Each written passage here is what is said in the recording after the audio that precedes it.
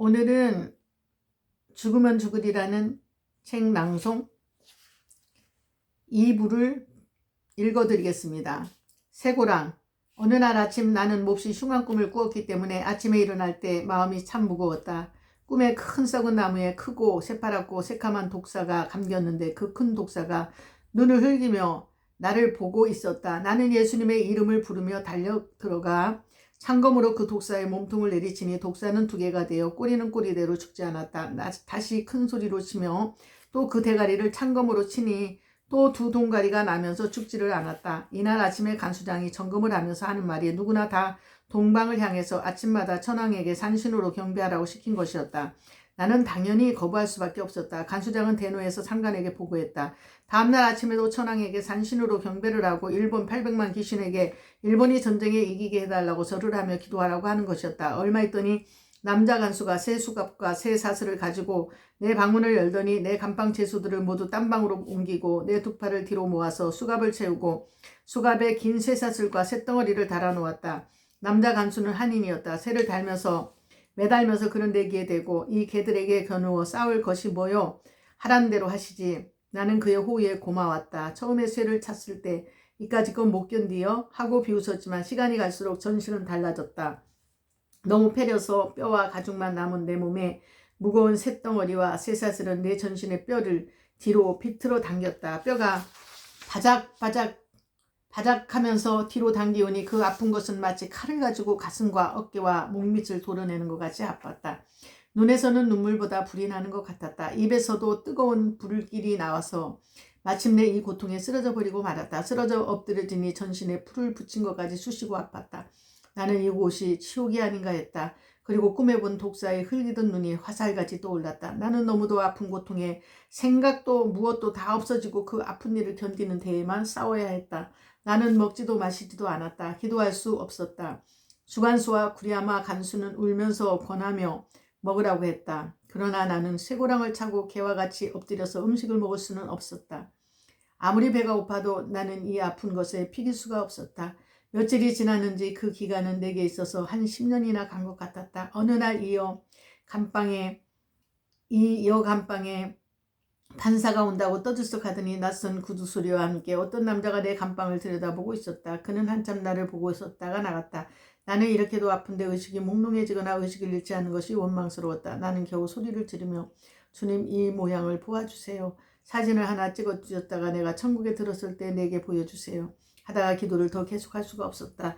내가 만일 믿음이 독실하고 거룩하였더라면 이런 때에 더 기도를 했을 것이고 이렇게 아픈 일도 없었을지 모르며 또 아파서도 늠름했을 것이 아닐까? 믿음도 없고 거룩하지도 못한 내가 왜 이러한 고난을 자취하였던가? 나는 차라리 무식하고도 어려운 집에 태어나서 남의 집 아이나 보아주고 사는 여자였더라면 그 얼마나 쉬웠을까? 나는 문둥병 환자보다 더 비참한 것이 내 생애 같은 느낌이 들었다. 나는 또 죽어가는 소리로 아버지여, 나는 수월해서 부르짖습니다. 나를 구원하시기에 너무도 당신의 큰 기적이 필요한데 내게는 그런 믿음이 없고 그렇게 거룩하지 못해요. 한 가지 진실로 이 자리에서 고백할 것은 나는 당신을 사랑하고 순종하기를 원합니다. 그리고 나는 나 자신을 모르겠습니다. 주님은 아실 것입니다. 저를 이 무서운 고통에서 건져 주시옵소서. 건져 주실 만한 믿음을 내게서 못 찾으시거든 급히 불러 가시옵소서. 내 영혼을 내 몸에서 건져가 주시옵소서. 저는 십자가에 달리신 예수님을 기억합니다. 주님, 당신은 십자가에 달리셨으니 저보다 얼마나 몇천 배나 더 아프셨습니까? 그런데 당신은 신이셨고 또 남성이셨는데 저는 가장 약한 여자입니다. 이렇게 아픈 것이 이렇게 길고 긴 날 동안입니다. 차라리 저도 못에 박혀 피가 쏟기 나와서 며칠 안으로 죽어버리게 해주세요. 제 뼈는 모두 잡아당김을 당해서 받아서 불이 난 것처럼 아프고 눈은 어둡습니다. 눈에 불이 항상 납니다. 주여, 십자가에 달리신 예수 내 구주여, 내가 여자인 것을 잊지 마세요. 여자는 남자의 뼈 한 개로 지음을 받았으니 남자의 10분의 1밖에는 안 되는 것이 아닙니까? 나를 장군같이 용사같이 씩씩한 남자같이 대접하지 마세요. 예수님, 여기 이 자리에 내려오셔서 저와 같이 쇠고랑을 차보세요. 주님은 이러한 경험은 없으시지 않습니까? 얼마나 아픈가를 경험해 보세요. 나는 죽을 힘을 다해서 예수님께 부르짖었다. 이튿날 아침에 남자 간수가 들어왔다. 내 감방문이 열렸다. 그는 내 수갑을 풀어주었다. 순간 나는 아악 소리를 치고 기절해버렸다. 얼마 있다 의식이 들었다. 내 전신은 칼로 찌르고 째고 배듯이 쑤시고 아프며 나는 병자가 되어버리고 말았다. 힘죽이 들어와서 마시니 흐릿흐릿한 정신이 더 몽롱해지고 고통은 더 계속되었다. 의밀과장이 들어와서 진찰을 하고 약을 보내주었다. 그 후 나는 여러 날 동안을 알았다. 일본 여자 포주. 이제는 큰 추위도 거의 가고 봄을 기다리고 있던 어느 날 일본인 중년 부인이 내 감방에 들어왔다. 배급난이 되어서 형무소 밖에 사람들도 먹을 것이 없다는데 무엇을 어떻게 잘 먹었는지 몹시 뚱뚱하였다. 그의 펀펀한 얼굴에는 기름이 번지르르 하였고 보기만 하여도 심술게 생긴 눈에는 핏줄이 이리저리 뻗쳐 있어서 인상이 아주 고약했다. 형무소에 잡혀온 것이 못마땅해서 빈정대는 그의 표정에는 어딘지 천박한 티가 돌았다. 재수가 새로 들어오면 의뢰의 감방이 떠들썩하고 웅성대는 것이 예사였는데 이 세 죄수는 일본인인 만큼 말이 통하지 않아서 서로 눈치만 보고 말을 주고받을 길이 없었다. 그렇지만 우리 감방 죄수들은 도대체 일본 부인이 무엇을 어떻게 해서 들어왔는지 알고 싶고 궁금해하는 것을 나는 잘 알았으나 모른 척하고 보고만 있었다. 이 여자는 모든 죄수들이 저마다 자기에게만 눈이 가고 있는 것이 견디기 힘이 들었는지 또는 저마다 한국인인데 자기 혼자 외국인 죄수가 된 것이 분하고 겁이 나서였던지 그는 몹시 불안한 눈으로 이 사람 저 사람의 얼굴을 희끔희끔 보다가 마침내는 혼잣말같이 마루데 오 까미노 나까니 하이테루 미따이 마치 이리떼 속에 들어온 것 같구만. 아이 참 하면서 이런 속에 일본말을 아는 사람이 없는 것으로 알고 이렇게 투덜댔다. 그러나 그의 뻘건 눈이 내 눈과 부딪혔을 때 그는 웬일인지 당황하는 눈치와 태도를 취했다. 제수들은 마침내 제각기 추측하는 말을 자기네끼리 했다. 이 여자 아마 야미장사꾼일까? 하고 짓거린 한 제수의 말에 나는 다른 제수는 일본은 사람을 잘 죽인다는데 살인범인지도 모르지. 꼴을 보니까 사기꾼 같은데 사기나 해먹었겠다. 뚜쟁이 같은데 뚜쟁일 거야. 비유좋고 미수할스럽게 생기지 않소? 제멋대로들 판단하고 떠들썩했다. 그들은 비록 한국말을 몰라도 이 쑥덕거리며 자기에 대해 하는 말들이 좋은 말이 아닌 것을 알았는지 한참 이 말하는 얼굴 저 말하는 얼굴을 번갈아 보더니 점점 그 불안은 더해져서 끌어앉은 무릎을 들었다 놓았다 하며 안절부절이다. 그는 마침내 참다 못해서 간수를 불렀다. 뭐냐고 물으니 여기는 일본 여자 재수가 있는 감방이 없는가요? 왜? 말을 모르니까. 이 사람들이 뭐라고 하는지 모르겠고 기분이 몹시 상해지는데요. 간수는 일본말로 한국말을 모르면 일본말을 하면 되지 않나? 글쎄 말입니다. 일본말을 하는 사람이 있어야 일본말을 할 게 아닙니까? 간수는 그를 보는 대신 나를 보면서 일본말 하는 사람이 이 방에 없어? 그래 일본말 하는 사람은 없어도 일본말 선생님이 있는 걸 몰랐군.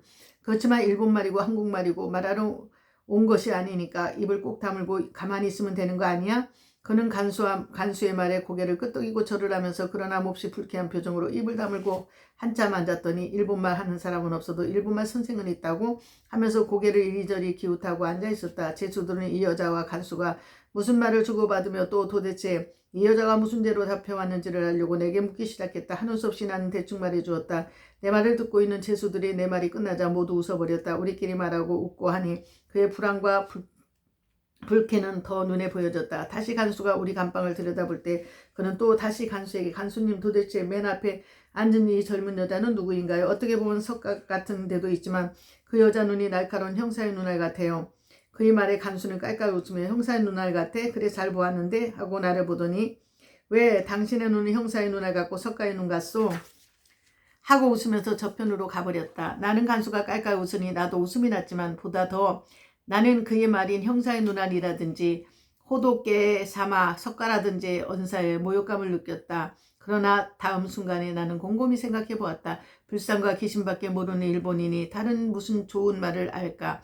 좋은 뜻으로 석가 같다고 하는 말에는 그렇다 하더라도 형사의 눈알 같다는 데는 심상치 않은 뜻이 들어있음을 나는 짐작했다. 형사의 눈알 속에는 무식과 무지가 섞인 포악과 잔인한 행패의 악독과 살기가 번뜩인다. 나는 물론 그까진 말에 유의할 바가 아닌지 모르지만 내가 만일 남자였고 정치범이나 사상범이나 스파이라면 모르지만 첫째 나는 여자요. 또 보다 더 나는 예수인이다. 나는 기분이 안 좋았다. 내 불쾌한 감정이 그대로 보여질 것 같아서 한참 참고 있었다. 내가 톡 내 감정을 이런 미천한 여자에게 놓으라 한다면 그것은 나 자신을 낮추는 것이기 때문에 눈을 감고 한참 있다가 나는 퍽 자연스러운 태도와 일본말 당신 일본서 온 일본인이요? 한국에 사는 일본인이요? 그렇지 않으면 만주나 중국에 있는 일본인이요? 하고 물은즉 그는 깜짝 놀라면서 내 앞에 바로 앉으면서 저를 끄떡하더니 아 당신은 굉장한 분이시군요. 일본어 선생이 있다더니 아 그것은 당신이시죠. 나는 당신이 한국 옷을 입고 있기에 꼭 한국인인 줄만 알았어요. 참 실례를 했는걸요. 그는 또다시 고개를 끄덕하고 절을 하며 태도를 고쳤다. 나는 일본인이 아니에요. 나는 한국인이요. 그는 한 번 더 크게 놀라며 그 보기 싫은 눈을 크게 뜨면서 아 그래요? 그런데 어떻게 도무지 한국인 일본어가 아닐까요? 한국인의 일본어는 아무데도 다르던데 당신은 아마 동경에서 나신 한인인가 보죠? 하면서 나를 보았다. 나는 크게 고개를 좌우로 저으면서 아니요 나는 한국 이 땅에서 다시 한국에서 이 땅에서 자라서 아구머니나 그런데 어쩌면 표준어를 그렇게 잘하시죠? 굉장히 공부를 많이 하셨나 본데 그런데 이런 데는 무엇 때문에 오셨어요? 내가 대답할 사이도 없이 그래 그렇죠. 말씀 안 해도 제가 알아요. 옛날부터 해온 말에 이런 말이 있지 않아요? 제일 악한 사람과 제일 훌륭한 사람은 형무소에 가야 찾을 수 있다는 말이요. 제일 훌륭하신 분이기 때문에 이런 데를 오신 거겠지요. 그렇죠? 그는 내 눈알이 형사의 눈알 같다고 한 자기의 말을 어떻게든지 땜질을 해보려고 입술에 발린 좋은 말을 자꾸 내게다 붙여 나를 축혀 올렸다. 더욱이 나는 대꾸도 안 하고 듣기만 하고 있으니까 그는 더욱 흥분이 되어 내게 아첨하는데 여념이 없었다. 나는 본래 근거 없이 추워주는 사람을 싫어했는데 이런 여자가 나를 추워주는 일은 그런 말은 나를 무시하는 말보다 더 불쾌하게 들렸다. 그는 뭐라고 한참을 짓거리다 묻지도 않은 말을 부끄럼도 없이 나는 공장 주인인데요.